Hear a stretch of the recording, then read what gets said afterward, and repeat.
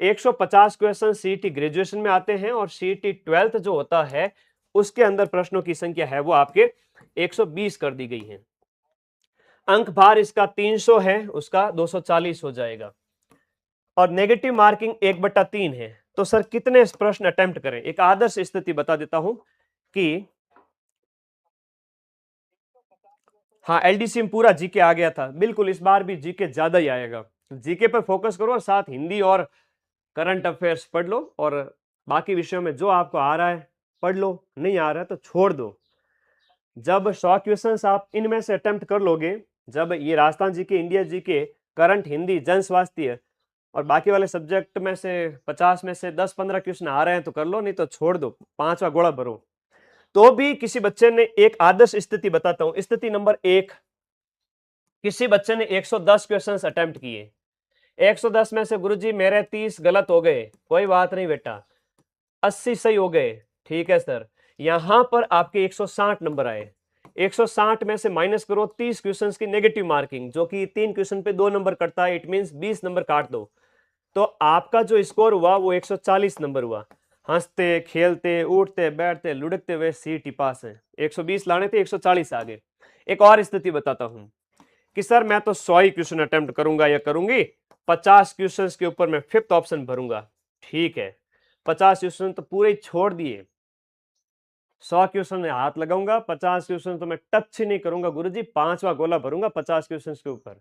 बेटा तुमको पूरी छूट है, आप 5वां गोला भर दीजिए बचे हुए 50 क्वेश्चन के ऊपर, लेकिन 100 क्वेश्चन में थोड़ी होशियारी दिखाना, थोड़ी समझदारी दिखाना कि आपके 70 क्वेश्चन एटलीस्ट सही हो और 30 क्वेश्चन गलत भी हो जाए तो भी चल जाएगा, क्योंकि डबल सही होने चाहिए, डबल से ज्यादा। 70 क्वेश्चंस की हम बात करें तो यहां पर 140 नंबर आते हैं और 20 नंबर यहां पर नेगेटिव हो जाएंगे 30 क्वेश्चंस के।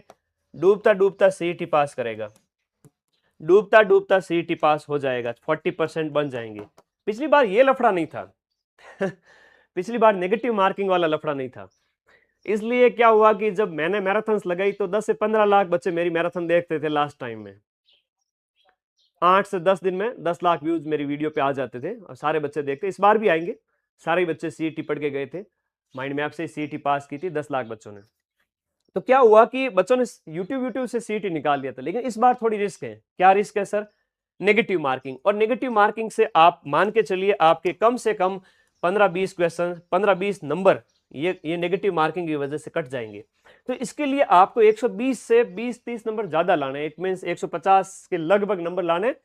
एक स्थिति तो ये है आप 110 के लगभग अटेम्प्ट करें, एक स्थिति ये है कि आप 100 के आसपास अटेम्प्ट करें, तो नेगेटिव उस हिसाब से थोड़ा कम करें, ये नेगेटिव 30 की बजाय नेगेटिव 20 ही करें।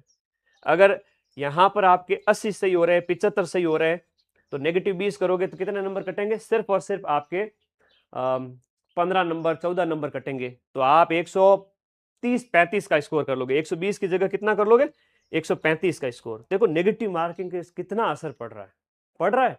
तो ये ध्यान रखना अटेम्प्ट करने के टाइम में। आगे बात समझ में? वाह। पढ़ाई का टाइम टेबल क्या रखें ये भी बता दो सर, क्योंकि लापरवाही हम करते हैं गुरुजी, और आप हम लाखों विद्यार्थियों के मार्गदर्शक हैं, बताना आपका फर्ज है। ठीक है जी, आओ देखो, आपका जो टाइम टेबल होना चाहिए, मंडे टू सैटरडे वो पढ़ाई का टाइम है और संडे पूरा का पूरा आपका रिवीजन के लिए है। संडे पूरा का पूरा आपके रिवीजन के लिए है और मंडे टू सैटरडे 6 दिन लगातार आपको पढ़ाई करनी है। समझ में आवे को नहीं गुरुजी? याद नहीं होता है, किसी को भी नहीं होता है। क्या बात करो सर, बच्चे पास कैसे होते फिर? वो मल्टीपल टाइम पढ़ते हैं इसलिए पास होते हैं। कोई ठोट नहीं होता है, कोई होशियार नहीं होता है, एक ही फॉर्मूला है, बार बार पढ़ें। तो इसके लिए आपको क्या करना है, 6 दिन मंडे टू सैटरडे, सोमवार और मंगलवार को आप राजस्थान जी के लेवें, सोमवार मंगलवार बुधवार, और हो सकता है कि आप अपने हिसाब से उसको सेट करें।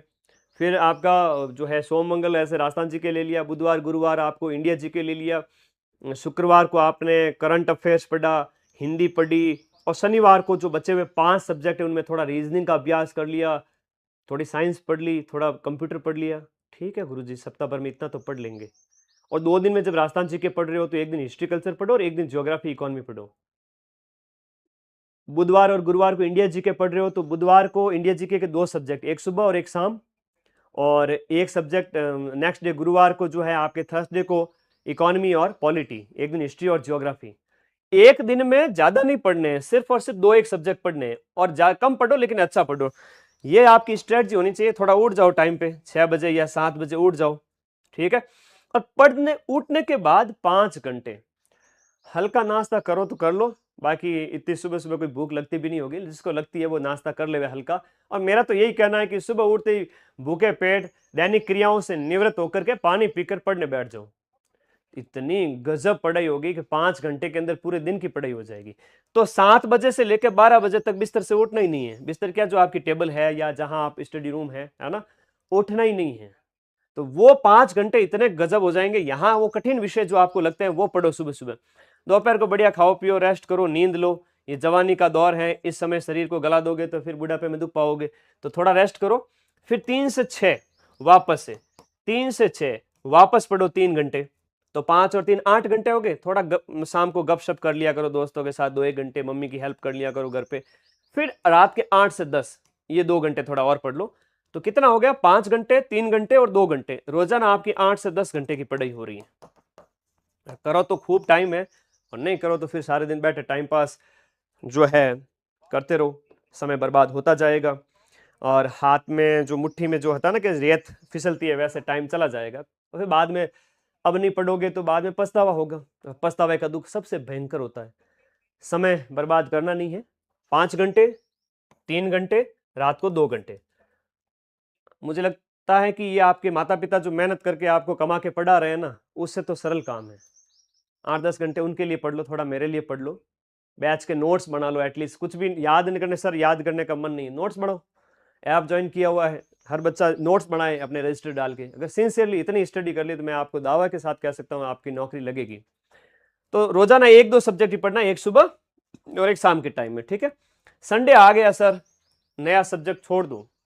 जो आप सोमवार और मंगलवार को राजस्थान जी के, बुधवार गुरुवार इंडिया जी के, और शुक्रवार और शनिवार को आपका, शुक्रवार को जो था आपका हिंदी करंट अफेयर्स, और शनिवार को साइंस, रीजनिंग, कंप्यूटर, बचे हुए सब्जेक्ट थोड़े थोड़े पढ़ लिए सर, 1-1 घंटा। ऐसे ही नमकीन जो होता है ना खाने के साथ चटपटा, वैसे इतना तो कर सकते हो। संडे को नया कुछ भी नहीं पढ़ना है, सर मैं अच्छे उन सब्जेक्ट को हाथ नहीं लगाऊंगा, ठीक है मत लगा बेटा। अब संडे को आपको क्या करना है, रिवीजन करना है। रिवीजन के लिए क्या करना है कि जो राजस्थान जीके में आपके सोमवार और मंगलवार को जो सब्जेक्ट पढ़े, बुधवार गुरुवार को इंडिया जीके में जो पढ़ा, शुक्रवार शनिवार को Hindi, current affairs, reasoning, computer science, इनमें थोड़ा थोड़ा जो पढ़ा, वो सब आपको रविवार को रिवीजन करना है और एक टेस्ट दे देना है, ठीक है। एक टेस्ट दे देना है। ये अगर आप कर लेते हो, टेस्ट में गुरुजी टॉपिक वाइज टेस्ट जो ऐप के अंदर है, जैसे पहला टेस्ट टॉपिक वाइज है, तो जो टॉपिक ऐप के अंदर हो चुके हैं उनके ऊपर आधारित टेस्ट है। और आप ऐप में पढ़ के आए हो, पूरे नोट्स लिखे हुए हैं, और लिखे नहीं तो भी याद तो किए है ना, पढ़ा तो है ना, तो टेस्ट में स्कोर हो जाए, पता हो चल जाएगा आपको। और टेस्ट देने की इच्छा नहीं है, टेस्ट बाद में दे लेना अक्टूबर नवंबर में, और कोशिश करो कि साथ साथ में दो। तो संडे सिर्फ और सिर्फ रिवीजन के लिए चलेगा। 10 घंटे की बजाय 7-8 घंटे भी पढ़ सकते हो, थोड़ा रिलैक्स भी कर सकते हो, फिर सोमवार से शनिवार वापस दौड़ोगे, ठीक है। ये आपका स्टडी शेड्यूल रहना चाहिए, ये रूटीन आपका रहना चाहिए।